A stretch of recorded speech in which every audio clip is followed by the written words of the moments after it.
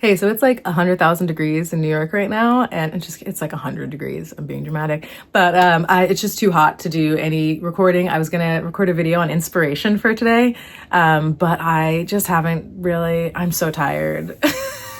The heat just makes me just wanna, swim in a pool. So I'm gonna try and find one real quick. But in the meantime, I wanted to share this video. This is originally it still is part of my online workshop, Stitched Visions, which was a workshop that I ran in 2021 as a live workshop. But I re-recorded a lot of the videos all about working with embroidery as talisman.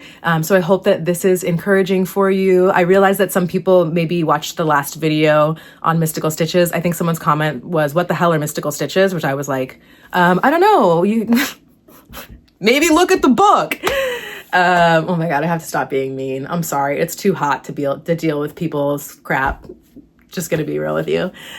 So yeah, I hope you enjoy this video. And if you want to learn more from me, I have so many workshops available now. I have this one that's part of my Stitched Visions workshops.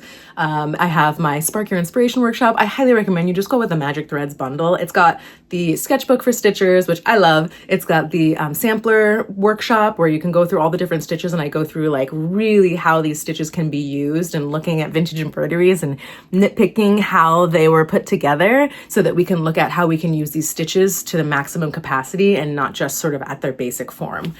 So I hope you enjoy this little blast from the past. My hair looks fabulous in it, and my hair doesn't look like that anymore. I think my daughter stole all my curls. So yeah, enjoy. And I hope you're staying cool out there.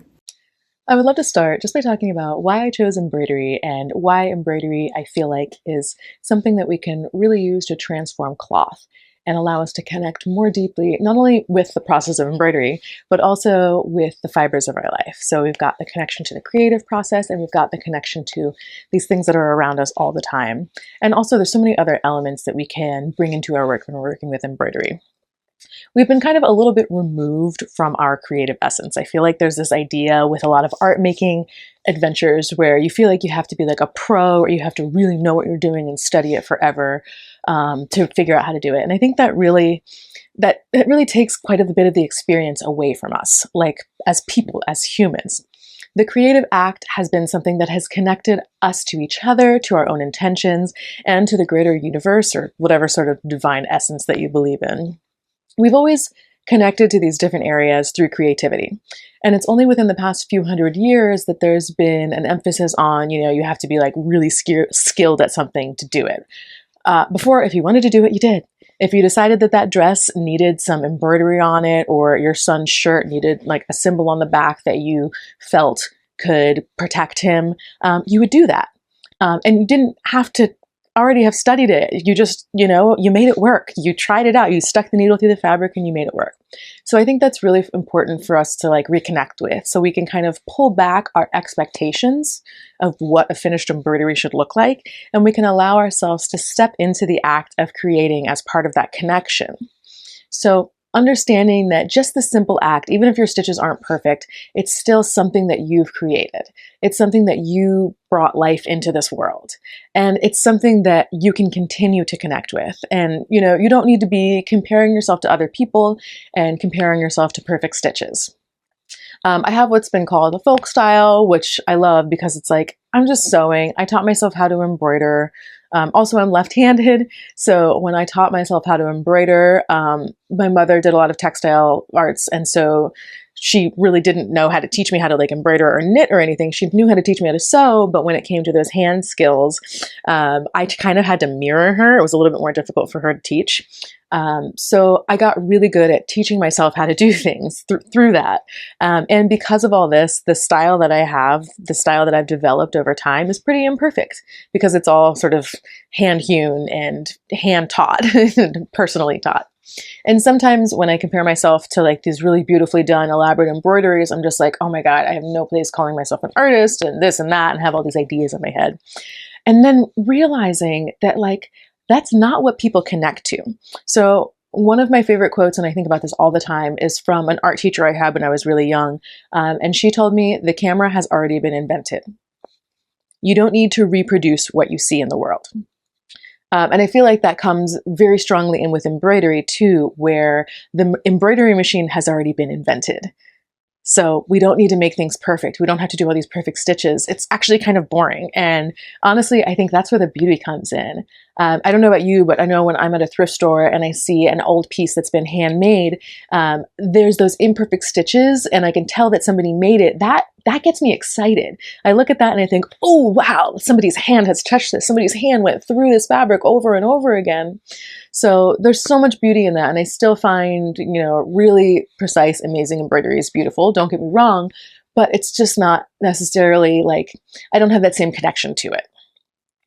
Another element I really love about embroidery is how it enhances these pieces that we interact with all the time, adding stitches to fabric. So really infusing these textiles that we hold so close to us, that we love so much, with our own imagery. So textiles are something that it's the first thing we touch when we're born. We're swaddled when we're born. We are wrapped in textiles throughout our life. We're constantly wrapped in textiles. There's rarely a moment in our life when we are not in a textile. We're not at least touching a textile in one way or another. So I really find that to be something we almost take advantage of, where we forget how important they are to us because we've kind of industrialized textiles as a society. As the textiles have become industrialized, our relationship has become a little bit removed from the creation of them. But if you're here now, you clearly have a pretty solid interest in textiles. So bravo for rekindling that interest. And that actually brings me to the next reason why I really love embroidery. Because I feel like when we are doing these acts, these very simple kind of basic acts of hand sewing or cooking or starting a fire, any of these sort of like original acts, when we are doing these acts, we are connecting ourselves with our ancestry. We are connecting ourselves with our own lineage and to the people that we came from. People that are not like starting cars and searching the internet for something. So these kind of daily interactions are a little bit abstract when we think about where we are in our own personal ancestral lineage, these sort of like modern day technologies. But when we get into these really traditional art forms, we can really start to understand and have that sort of deeper connection back through time. Because everywhere, every community, every culture has a history of stitching that's at least thousands of years old.